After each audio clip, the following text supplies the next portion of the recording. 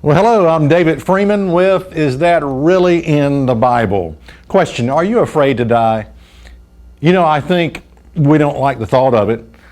No one ever gets up, couple never gets up and says, hey, honey, it'd be a great day to go pick out a cemetery plot. Beautiful sunny day. Wouldn't it be a great day to do that? No, we don't. We sort of put that stuff off, But did you know there's a process called cryonics that, when we talk about afraid to die, believe me, there are people that truly are afraid to die.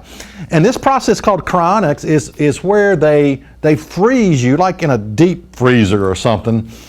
They freeze, in some cases, the entire body.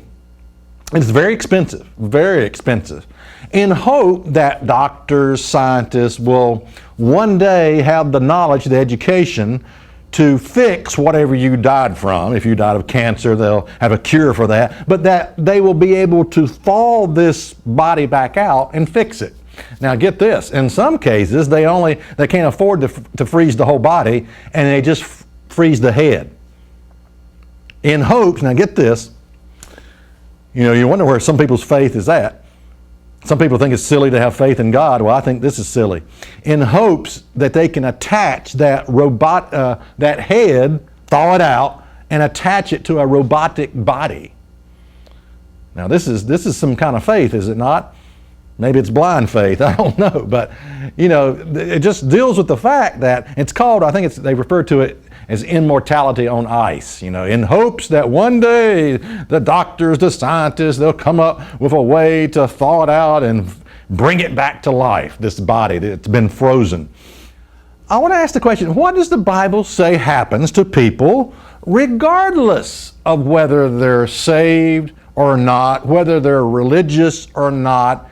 In other words, it doesn't matter. What does the Bible say happens to people when they die, regardless of whether they're Christian, non-Christian, saved, lost, atheists? What does the Bible say? When someone comes up to me and says, I'm an atheist, or I don't believe in God, or I'm not religious and I don't like that religious stuff, it really doesn't bother me, because I understand that God is not calling them now. And so I really don't care if a person says I'm an atheist, or I don't believe in God, or I don't like that religious stuff. Because I understand the reason they're like that is because God is not calling them right now.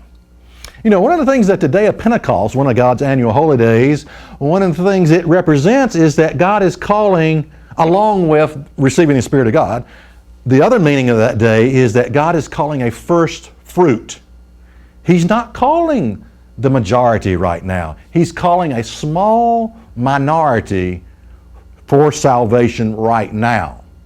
And that's one of the meanings of that holy day, Pentecost. I don't buy the idiotic concept that God is on one side just desperately trying to get everybody saved, and the devil is on the other side desperately trying to get everybody lost. I don't buy that for 1 second.